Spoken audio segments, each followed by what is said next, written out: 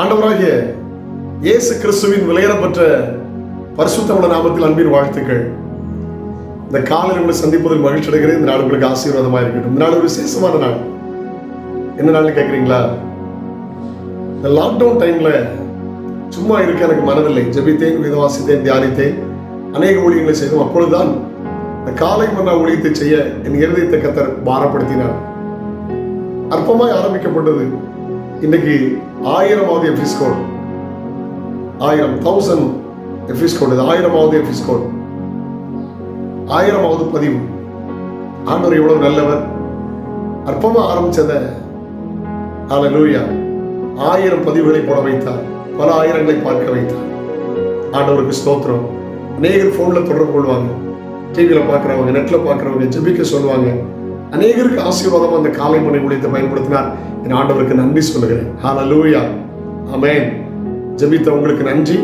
இதை பார்த்து மற்றவர்களுக்கு ஃபார்வர்ட் பண்றவர்களுக்கு நன்றி. கர்த்தர்களை ஆசீர்வதிப்பார். இந்த ஊழியம் தொடர்ந்து நடக்க ஜெபித்துக் கொள்ளுங்கள்.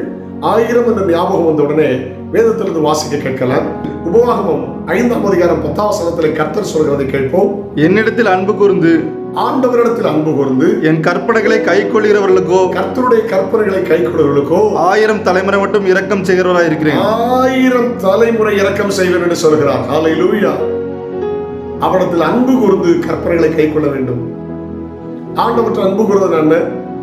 தோத்திரம். ஆண்டவரை மாறி தோத்திரம். ஹல்லேலூயா. ஏதாவது ஒரு சுரூபத்திற்கோ காரியத்திற்கோ மாலை அணிவதா அல்ல. அன்பு கூறுவதனால் அர்த்தம் என்ன? யோவான் நிருபத்தில் வாசிக்கிறோம், நாம் அவருடைய கற்பனைகளை கை கொள்வதே அவரிடத்தில் அன்பு கூறுவதாம். வசனத்தின்படி வாழ அவங்க லைஃப், அவங்க பிராக்டிஸ் பண்ணிட்டீங்கன்னா அதுதான் அவர்கிட்ட அன்பு கூறுகிறது. தாழ்மை என்ன வசனம் போட்டிருக்கா? வசனத்தின்படி தாழ்மையை வாழ்ந்து பாருங்க, நீங்க அவரிடத்தில் அன்பு கூறுங்கன்னு அர்த்தம். பொறுமையா இருங்க வசனம் சொல்லுது. பொறுமையா இருந்து பழகுங்க, அதோடத்தில் அன்பு கூறுகிறது. ஏழைகளுக்கு இறங்குறது வசனம் சொல்கிறது. நீங்க ஏழைகளுக்கு இறங்க ஆரம்பிங்க, அன்பு கூறுவீங்க. மன்னிங்கன்னு வசனம் சொல்லுது. மன்னித்து பாருங்க, அவரிடத்தில் அன்பு கூறுகிறீங்க. ஹல்லேலூயா, தோத்திரம். அவரிடத்தில் அன்பு கூர்ந்து கற்பனை கை கொடுகளுக்கு 1000 தலைமுறை இரக்கம் பாராட்டுவார். ஹல்லேலூயா. 1000ங்கிற வசனம் பைபிள்ல நிறைய இடத்துல இருக்கு. சங்கீதத்தில் வாசிக்கிறதுல உன் பக்கத்தில் 1000 பேர், உன் வலது பக்கத்தில் 10000 பேர் விழுந்தாலும் அது உன்னை அணுகாது.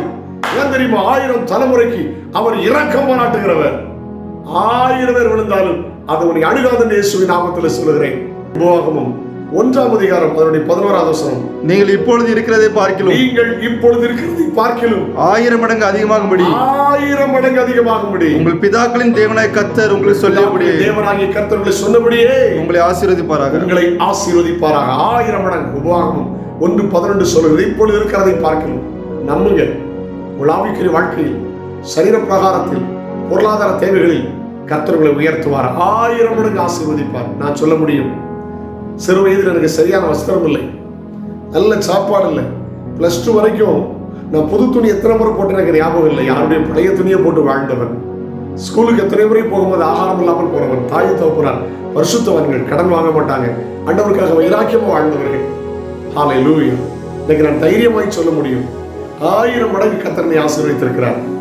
உலகத்தின் 16 நாடுகளில் கால் வைத்திருக்கிறேன். தோத்திரம். எப்படி 500லிருந்து 600 பேர் முறைக்கு மேல நான் விமானத்தில் பயணமாயிருப்பேன். பெருமையோடு சொல்லவில்லை, தாழ்மையோடு சொல்கிறேன்.